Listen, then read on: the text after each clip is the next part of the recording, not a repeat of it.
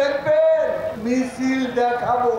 এক প্রান্ত ঢাকা ওই যাত্রাবাড়ি, আর এক প্রান্ত এদিকে মিরপুর।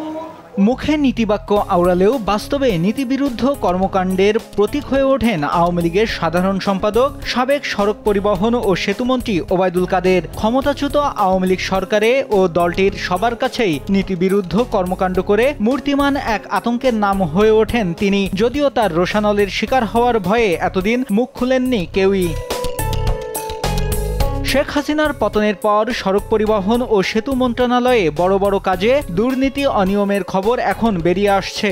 নাম প্রকাশে অনিচ্ছুক সেতু বিভাগের কর্মকর্তারা জানান, মুখে সততার কথা বললেও কার্যত অনিয়ম, দুর্নীতি ও লুটপাটকে আশ্রয় প্রশ্রয় দেওয়ার মতো কাজ করতেন সাবেক মন্ত্রী। বিএনপি কি স্বপ্নেও সেটা ভাবতে পেরেছি।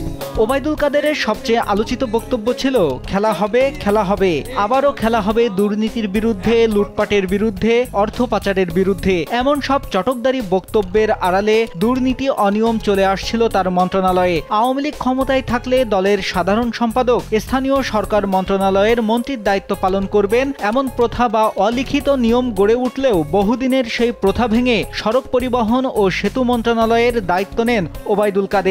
এ মন্ত্রণালয়ে কি এমন মধু, এখন সেই প্রশ্নও উঠছে।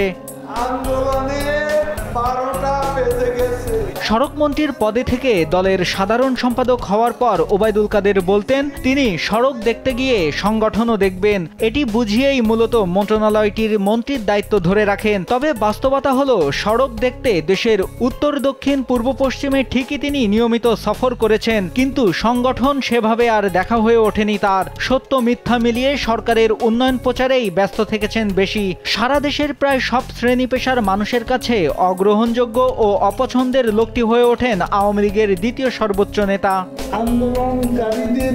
সেতু বিভাগে অনিয়ম দুর্নীতি হয়েছে তা এক হাতে সামলেছেন ওবায়দুল কাদের। কমিশন, বাণিজ্য, পদোন্নতি, প্রধান প্রকৌশলী সহ অন্যান্য প্রকৌশলী পদে পদায়ন, অনিয়মের আশ্রয় নিয়ে পছন্দের ঠিকাদারকে কাজ পাইয়ে দেয়া সহ হাজারো অনিয়ম করেছেন তিনি। তবে এসব অনিয়ম সরাসরি না করে তার পছন্দের কর্মকর্তা কর্মচারী সহ বিশেষ সিন্ডিকেট দিয়ে তা পরিচালিত করতেন তিনি। তোমরা এদেশে অর্থ পাচার করেছো। অনেকের মতে আওয়ামী লীগের ইতিহাসে তিনিই একমাত্র সাধারণ সম্পাদক, ভাবমূর্তির মানদণ্ডে সবার কাছেই যার অবস্থান ছিল শূন্যের কোঠায়। তবুও এ নেতাই হয়ে যান দলটির 3 বারের সাধারণ সম্পাদক, যে কারণে দল প্রতিষ্ঠার পর থেকে সবচেয়ে বড় বিপর্যয়ের মুখে পড়তে হয়েছে কাদেরের নেতৃত্বের আওয়ামী লীগকে।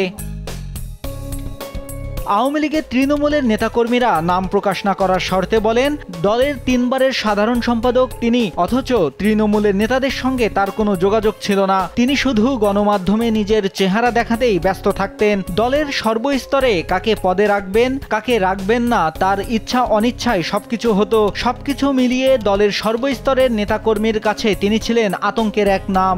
দুর্নীতির বিরুদ্ধে কথা বলে তাদের মধ্যে কত যে বৈষম্য বিরোধী ছাত্র আন্দোলন চলাকালে উদ্ভূত পরিস্থিতিতে গত 31 জুলাই সাবেক ছাত্রলীগ নেতাদের নিয়ে কেন্দ্রীয় কার্যালয়ে মতবিনিময় সভা আহ্বান করেন ওবায়দুল কাদের, কিন্তু তিনি কারোর কোনো কথা না শুনেই স্বভাবসুলভভাবেই বক্তব্য দিতে শুরু করলে সাবেক ছাত্রনেতারা আপত্তি জানান। এক পর্যায়ে হাতাহাতির মতো পরিস্থিতি সৃষ্টি হলে বক্তব্য না দিয়ে অনুষ্ঠান বাতিল করে দলীয় কার্যালয় ত্যাগ করেন ওবায়দুল কাদের। সাবেক ছাত্রনেতারা উত্তেজিত হয়ে তখন ভুয়া ভুয়া বলে স্লোগান দিতে থাকেন। নিউজ ডেস্ক, দেশ টিভি।